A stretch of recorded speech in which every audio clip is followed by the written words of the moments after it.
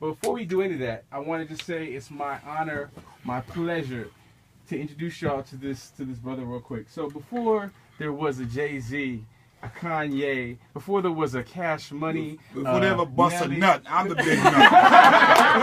I'm the nut that spawned all of that.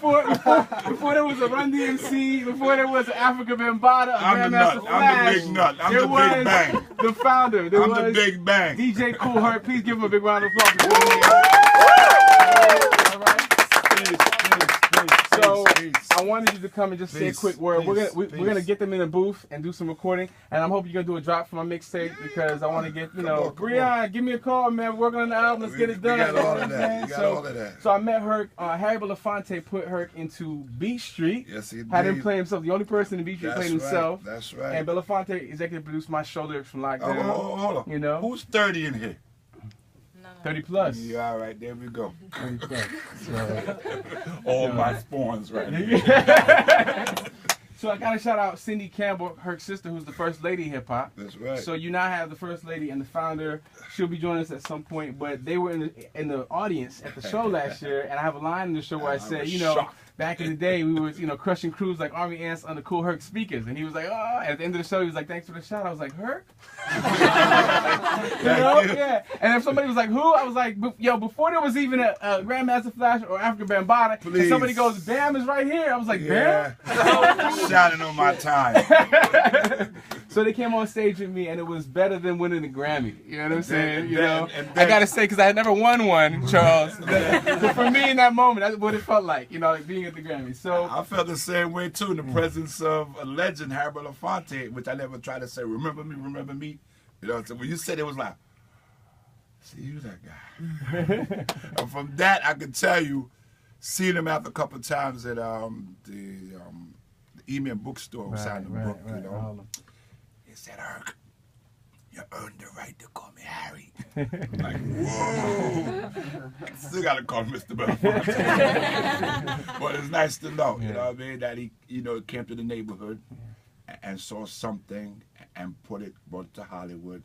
Not wild style, not crush groove, not tougher than leather. Something that he saw and they called it Beat Street. And until this day, Ice-T run away from colors. Because we crushed that. You know what I'm saying? We crushed it, and the rest is history.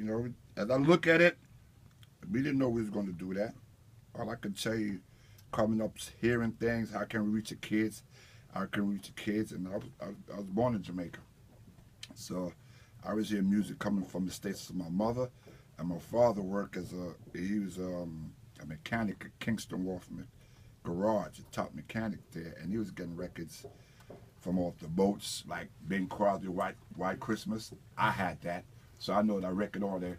I know I was singing a Hawaiian song before I know Hawaii, I just sing on White Christmas, Mele Kalikti Mutkad is the way.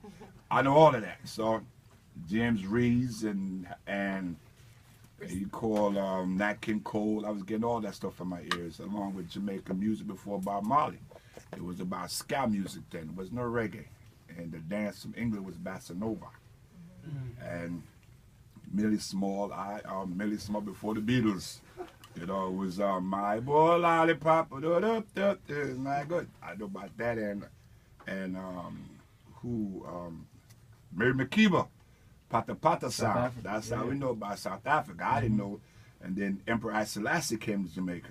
So we just saw a documentary of the making of a legend with Esther Phillips. We're going to be on WBI tonight, 5-hour, celebration of Bob Marley's birthday. So we did something at Long Island at the Cinema Theater and show the film. You never saw this side of before Bob Marley got locks. Okay, a star in the making, and we showed it, and we're still continuing the celebration on that. So, and then this is 73 popped up, so we had the same gates. That's when we was from 1970, but 73 we wasn't going back. We can't go back up into the we here. We ain't going nowhere. Who say hip hop is dead? Good. That's the advertising gimmick for their whatever. It ain't dead. It's still gonna be here. We always start the semester off talking about you coming. I hope I did it justice. talking about '67 and bringing the sound system and the first party where you and Cindy basically set up to actually get money for clothes for school and all that. Back to school, we didn't know we was a little entrepreneur stuff. I wanted to get off the wall, starting writing on the wall, because my father got heavy hand / mechanic, bodybuilder, so I didn't want to get slapped up with that. You know? So you still got the guns too. You still got but a little fading coming in right now. Stinky leg coming in now. You know, hurt this way, not that way. All right. But you know, little we know we was gonna, you know, creating a culture, and little we know we was giving kids something to look forward to. It wasn't an I thing, it was a we thing. It wasn't the black thing, it's the we thing. You just come in and behave yourself. If you get somebody out dancing, that's what it is. It wasn't breaking, it wasn't no b-boy then. It was freestyle, and it still is freestyle. And if you catch people watching you, you got their attention. And I'm watching who doing their thing, and I give them the shout out and tag their names. Give them their name. That's how it was. No break dancing. That's what the paper put out there. A gangster rap. That's what the paper put out there. Not where it come from. So it's freestyle / breaking. Breaking was a part of the climax of your routine. Like I say, yo, man, this motherfucker went off, man. At the bar somewhere. Same thing. That's the climax of your dance. A break. And I would say go off. Now, if people was shooting up if people were shooting up the poster back there, I'd have said, go postal, go postal. But these are the phrases along the way. The first word was, we're going to the joint. We're going to the joint. When is the next joint? What is the next joint? They came to fresh, came to dope, or whatever they call it now. I don't know. But if postal was back there, I'd have been saying, go postal, go postal. You didn't know what I mean, right? So that's how we communicated, you know. And when I look at it, we're part of Martin Luther King's dream. When they say a little black boy, a little white boy holding hands together, a little black boy rapping together, DJing together, breakdancing together, doing graffiti together. So what you call that? You know, the dream continue. And it's the only culture that undisputed have the accuracy where it come from. Right here. It didn't start in the club with competition around me. I'm gonna ask if we could just capture this historic moment for all of our lives, which is a dream. It's a dream come true. And Fusion, don't cut me up. You know, I got a problem with y'all. Don't cut me up, man. Fusion, I got a problem with y'all right now. For real. Y'all came to Central Park. I did a lot of this. All I saw was. So we are asking for Fusion to give the extended remix, and the full version. And what made it to the floor? I want that version of it.